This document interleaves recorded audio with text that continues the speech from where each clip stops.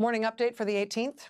Israel launches a strike that eliminates a key power figure in Iran, throwing the Tehran regime into turmoil. Mr. Trump hints that he may deploy ground troops to Iran. The United States wants Cuban President Miguel Diaz-Canel to step down. Britain, France, and NATO allies turn away when it comes to resolving the Hormuz issue. Mr. Trump may abandon the alliance. Ayatollah Mawaba Khamenei could face the death penalty under the laws of the Iranian regime. A Russian ship carrying 60,000 tons of gas is drifting at sea after being hit by a UAV and burned. Please stay with us. Israel launches a strike to eliminate Iran's most powerful figure. Trump praises it. U.S. President Donald Trump hinted that he supports Israel's killing of senior Iranian official Ali Larijani, together with the head of the Bills Force, who is suppressing the regime, Gholam Reza Soleimani, saying this could shake the Tehran regime to its roots. This is because the last remaining people capable of leadership, especially within the armed wing, have been eliminated. Many people say that their real leader was killed yesterday, along with another person responsible for the killing of 32,000 protesters. Mr. Trump told reporters in the Oval Office, Israel's defense minister confirmed that the country's military had carried out a precise airstrike in Tehran, killing two key Iranian figures, Ali Larijani, Secretary of the Supreme National Security Council, and Gholam Soleimani, commander of the paramilitary forces. This is seen as a powerful blow to Iran's leadership apparatus. Larijani was regarded as the de facto leader and the architect of Iran's security strategy. Especially after Supreme Leader Ali Khamenei was killed on the first day of the fighting, he played a central role in running the government and coordinating confrontational activities against the United States and Israel, while also being accused of directing the suppression of domestic protests. The Secretariat of Iran's Supreme National Security Council confirmed on Tuesday evening that its secretary, Ali Larijani, had been killed in an early morning airstrike, along with his son Mohtesa and several bodyguards. The statement also added that Ali Reza Bahas, deputy secretary in charge of security at the Supreme National Security Council, was also killed in the attack. Defense Minister Exentran declared that the operation had eliminated two key figures behind Iran's repressive activities and expansion of influence, while affirming that it would continue targeting high-ranking officials until the threat is removed. Israeli Prime Minister Benjamin Netanyahu also confirmed the operation and emphasized that its goal was to weaken the Iranian regime and create an opportunity for the Iranian people to change their political future. In the same attack, Ghamreh Soleimani, the head of the Basij paramilitary force under the Revolutionary Guard, was also killed. The Basij plays an important role in the domestic security system, helping maintain political stability during periods of unrest. Iranian state media confirmed that Soleimani had been killed in U.S. and Israeli attacks. In the past few hours, the Israel Defense Forces, or IDF, said it had intensified strikes on Basij forces at more than 10 checkpoints and positions in Tehran. The Israeli military said the targets were emergency positions of the Basij force and the Islamic Revolutionary Guard Corps, some of which had previously been a football club. These attacks on the paramilitary force followed an airstrike by Israel the night before in Tehran, which killed Basij commander Gholam Reza Soleimani, along with his deputy and several other senior officers in the unit. According to the IDF, these attacks are delivering deep and sustained blows to the operational capabilities of the Basij unit. Mr. Trump declared that he is not afraid to deploy ground troops in Iran. President Donald Trump was asked by a reporter in the Oval Office about his plans for Iran after the war ends. He avoided answering directly, but repeated that if the United States ends the war, Iran will need 10 years to rebuild. We are not ready to withdraw yet, but we will withdraw in the very near future, the U.S. president replied. Mr. Trump also reiterated his disappointment with NATO because its members had refused to meet the U.S. request to help secure the Strait of Hormuz, which Iran had blockaded. NATO is making a very stupid mistake. You would think they would say, we would be very happy to send a few minesweepers. That is not a big deal. It does not cost much money, but they did not do that, he said. I am not putting comprehensive pressure on them because I think that if I did, they probably would have agreed to help, Mr. Trump declared, while once again affirming that the United States does not need NATO's help anyway. The United States has also asked its Middle Eastern allies to help secure the Strait of Hormuz, but no country has publicly agreed to do so. When asked about this, Mr. Trump praised those countries' actions without confirming that they had agreed to participate in the U.S.-led initiative in the Strait of Hormuz. When asked whether NATO would face any consequences because its members refused to respond to America's call, Mr. Trump replied, "Right now, I have nothing in mind." When asked whether he was concerned by Iran's warnings that a U.S. ground campaign in Iran would turn into a scenario like the Vietnam War, the man in the White House replied that he was really not afraid of anything. President Trump said that his meeting with Chinese President Xi Jinping would take place within the next 5 or 6 weeks after being postponed because of the Iran war. The United States wants Cuban President Miguel Diaz-Canel to step down. U.S. Secretary of State Marco Rubio said Cuba needs to change its top political leader. Since last week, U.S. media outlets have reported that the Trump administration is trying to pressure Cuban President Miguel Diaz-Canel, who is also the leader of the Cuban Communist Party, into resigning. On Tuesday, the U.S. president, during a meeting with the Irish Prime Minister at the White House, said that Cuba is currently in a very bad situation. Just 1 day earlier, Cuba had experienced its third nationwide blackout in 4 months. "We will soon take action against Cuba," Mr. Trump added. He also confirmed that Secretary Rubio is negotiating with Cuba.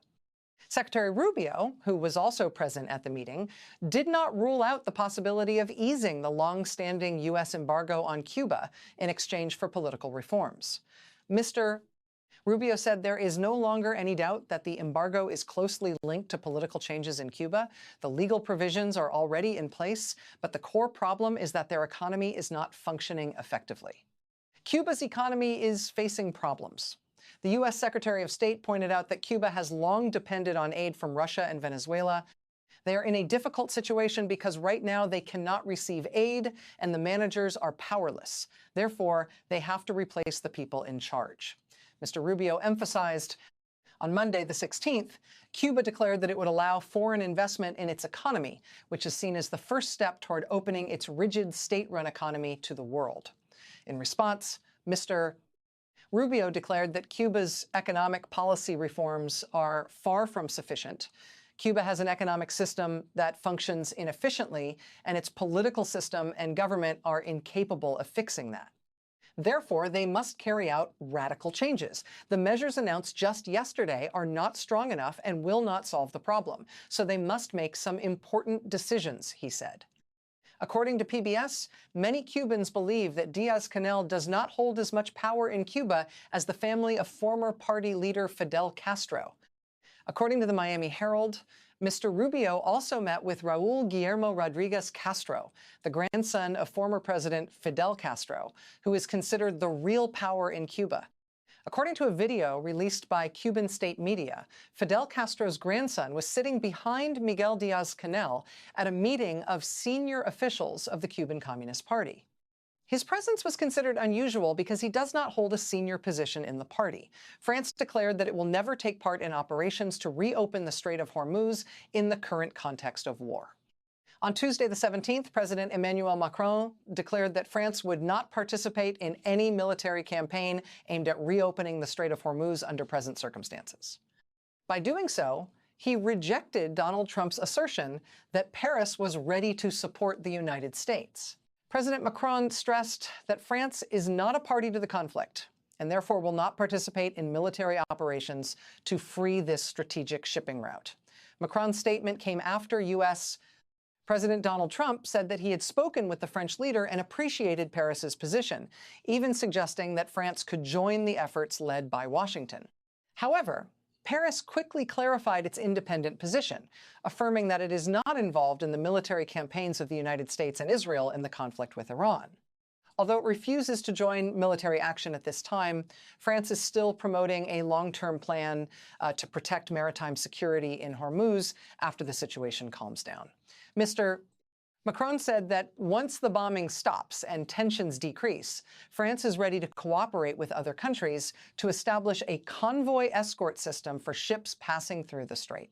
This plan is expected to be international in nature, without a direct U.S. role, and will require coordination with many stakeholders, such as the shipping industry, insurers, and operating forces. In the context of escalating U.S. Israeli warfare with Iran, European countries have largely been pushed to the sidelines. However, because shipping routes have been disrupted and oil prices have surged, they are seeking ways to protect their economic and security interests. France has consulted with European, Asian, and Gulf Arab partners to build a future escort coalition. Mr. Macron also stressed that any initiative to protect Hormuz must go hand in hand with de-escalation and dialogue with Iran. Meanwhile, Mr. Trump has called on countries to join in protecting the strait after Iran used missiles, drones, and naval mines to blockade the route through which about 20% of global oil and liquefied gas supplies are transported. A French military official affirmed that the country would not use force to reopen the strait by military means, and that any future mission must be based on a ceasefire, prior negotiations with Iran, and broad international cooperation. At the level of the European Union, the main current naval operation is the mission in the Red Sea, aimed at protecting ships from attacks by Houthi forces. However, EU foreign ministers have decided not to expand this mission, showing Europe's caution in the face of the risk of a wider conflict. Rebuffed by NATO, Mr. Trump may abandon the alliance. President Donald Trump said that most allies in NATO have refused the U.S. request to participate in protecting ships passing through the Strait of Hormuz, a maritime route now threatened and blockaded by Iran. However, he asserted that Washington does not need this support. Most of our NATO allies have informed the United States that they do not want to participate in our military campaign against the terrorist regime of Iran in the Middle East. This comes despite the fact that most every country strongly agrees with what we are doing, and that Iran cannot, under any circumstances, be allowed to possess nuclear weapons in any form. Mr. Trump wrote on Truth Social, President Trump emphasized that the United States has achieved major military successes against Iran. According to him, Iran's key military forces, including the Navy, Air Force, air defense systems, and radar, have been significantly destroyed. He also declared that many senior Iranian leaders had been eliminated, leaving the country no longer a major threat to the United States, its Middle Eastern allies, or the world. From that point, Mr. Trump affirmed that the United States no longer needs or wants support from NATO. He extended this view to other allies, such as Japan, Australia, and South Korea, arguing that the United States is fully capable of acting independently. Mr. Trump stressed that as the most powerful nation in the world, America can handle security challenges entirely on its own, without relying on any other country, demonstrating a tough stance and a preference for unilateral action in foreign policy. U.S. intelligence assesses that regime change in Tehran is unlikely. According to a report by the Washington Post, U.S. intelligence agencies assess that the current war is unlikely to lead to lasting regime change in Iran. Two anonymous sources said intelligence assessments predict that the Iranian government will remain standing after the Campaign of Fury and may even become more hardline, believing that it has successfully resisted the United States and Israel. According to the sources, these warnings were presented to President Donald Trump before the war broke out, including the risk that Iran might try to blockade the Strait of Hormuz. Some regional allies, especially from the Gulf, expressed disappointment, saying they had been drawn into a prolonged conflict that had previously been expected to be a short campaign. Experts say that Iran's Islamic Revolutionary Guard Corps, or IRGC, still plays a central role in Iran's power structure. Scholar Richard Nephew of Columbia University argues that the IRGC controls economic and political power as well as the security apparatus, making it difficult to weaken significantly.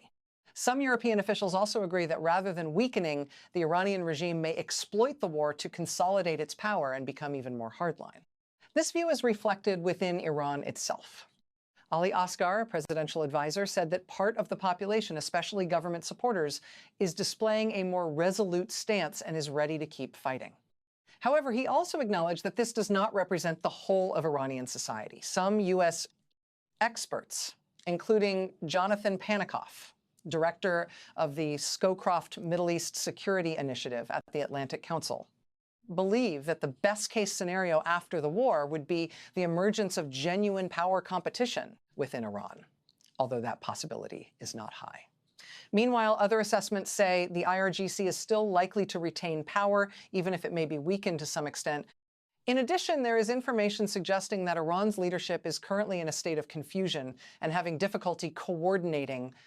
Some domestic activists expressed hope because more officials and soldiers had been killed than civilians, but at the same time feared that if the regime does not change, the post-war situation could become even harsher. Overall, the assessments indicate that the war is unlikely to produce broad political change in Iran, and that the current power structure, especially the role of the IRGC, is likely to endure after the conflict. Ayatollah Mawaba Khamenei could face the death penalty under the laws of the Iranian regime. The New York Post reported on the 16th that U.S. intelligence agencies, in a briefing sent to the White House, mentioned sensitive information suggesting that Mr. Mawaba Khamenei may be homosexual. According to sources familiar with the matter, when he heard this report during the meeting, President Trump laughed out loud in surprise. Some participants in the meeting said many officials found the information quite unexpected. 3 sources told the New York Post that U.S. intelligence agencies assessed the information as having a certain degree of credibility, rather than being merely a political smear campaign.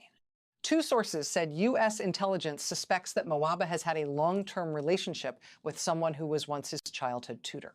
While another source said the person involved may once have worked for the KH family, the article said that U.S. intelligence agencies do not yet have photographic evidence, but assess the source as highly credible. One source said the information came from one of the government's most tightly protected intelligence sources. The New York Post also recalled that a U.S. diplomatic cable from 2008, later released by WikiLeaks, said that Mr. Khamenei had been treated at 2 hospitals in London, Wellington, and Cromwell to address sexual function problems. The document said he married at around the age of 30 and had traveled to Britain many times for treatment. Under Iranian law, homosexual behavior is considered a crime and in serious cases may be punishable by death. Former Iranian President Mahmoud Ahmadinejad once declared in 2007 that there were no homosexuals in Iran. At present, the specific whereabouts and health condition of Mr. Moham remain unclear. As regional conflict continues to escalate, the fact that the supreme leader has not appeared in public for a long time has also fueled much speculation about the real power situation inside Iran. Afghanistan accuses Pakistan of bombing a hospital, killing 400 people. The Taliban government in Afghanistan accused Pakistan of carrying out an airstrike on a drug rehabilitation hospital in Kabul on the evening of the 16th, in which at least 400 people were killed and around 250 injured. According to the Taliban, the target was an Omis hospital, a large state-run facility specializing in treatment for drug addicts. They said most of the facility had been destroyed. Rescue teams had to work through the night to put out the fire and search for victims. Images from the scene showed the building engulfed in flames, thick smoke rising, and many bodies being carried out. However, Pakistan completely rejected the accusation, saying it was false information. Pakistani officials insisted that the airstrikes on the night of the 16th targeted only military facilities and infrastructure supporting terrorism. Information Minister Ayatollah Tara said the secondary explosions after the strike showed that the real target was a large ammunition depot, not a hospital. The Pakistani government also emphasized that the operations were carried out precisely and cautiously in order to avoid unintended damage. This event took place amid sharply escalating tensions between the 2 countries. Afghanistan and Pakistan share a border of about 2,600 kilometers and saw major conflict at the end of February when Pakistan declared an open state of war with its neighbor. Since then, cross-border airstrikes have increased, with Pakistan claiming to target terrorist groups operating on Afghan territory. The Taliban accused Pakistan of violating sovereignty and causing heavy civilian casualties. Meanwhile, Islamabad argues that Kabul is harboring armed groups hostile to Pakistan. The most notable among them is Tehrik-i-Taliban Pakistan, or TTP, an organization regarded by Pakistan as a serious security threat with the goal of overthrowing the government. The Taliban deny links with the TTP and in turn accuse Pakistan of harboring hostile groups such as ISK. In response to the incident, the United Nations expressed concern The UN Special Rapporteur on Human Rights in Afghanistan, Richard Bennett, said he was deeply saddened by the reports of civilian casualties, while calling on all sides to exercise restraint, reduce tensions, and comply with international law, especially the obligation to protect civilians and civilian facilities such as hospitals. The incident has become one of the most serious since the conflict erupted, raising concern about the risk of full-scale war between the two neighboring countries and the increasingly unstable regional security situation. A Russian ship carrying 60,000 tons of gas is drifting at sea after being hit by a UAV. A Russian liquefied gas carrier caught fire after being attacked by a UAV, forcing the crew to evacuate and leaving the vessel drifting aimlessly in the Mediterranean. European maritime authorities are warning ships to stay away from the vessel named Arctic Medegas, flying the Russian flag, which has been drifting for several days after being struck by an unmanned aerial vehicle in the Mediterranean. According to the website Wesso Fighter, the 277-meter-long ship had departed Murmansk in Russia's Arctic region, carrying about 900 tons of diesel oil and more than 60,000 tons of liquefied natural gas, or LNG, on its way to Egypt. Russia's foreign ministry said on the 11th that the ship Arctic Medegas had been hit by a UAV in international waters in the Mediterranean, about 168 nautical miles southeast of Malta. All 30 crew members abandoned ship into lifeboats after the fire broke out, and some suffered burn. They were rescued by the Libyan Coast Guard in coordination with the Russian embassy in Libya and brought to Benghazi. The vessel has since been drifting aimlessly at sea. Aerial images show that the ship was burned at the stern, with its bow leaning to one side and its port side torn open, but the LNG tanks appear to remain intact.